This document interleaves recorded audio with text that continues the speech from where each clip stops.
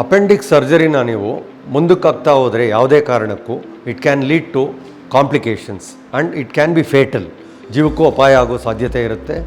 Mild appendix ಆದವರಲ್ಲಿ ನಾವೇ ಅವರಿಗೆ antibiotic ಕೊಟ್ಟು ಟ್ರೀಟ್ ಮಾಡ್ತೀವಿ, but it is only to prolong, not prevent surgery.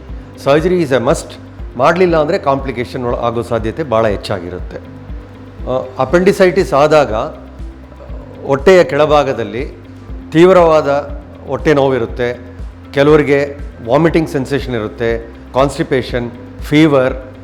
ಈ ಪೇಯ್ನ್ ಕಂಟಿನ್ಯೂಸ್ ಆಗಿ ಪ್ರೊಲಾಂಗ್ ಆದಾಗ in spite of medication you have to suspect appendicitis and get it treated. ನೀವು ಅಪೆಂಡಿಸೈಟಿಸ್ನ prolong ಮಾಡ್ತಾ ಹೋದಲ್ಲಿ it can lead to complications like burst appendicitis.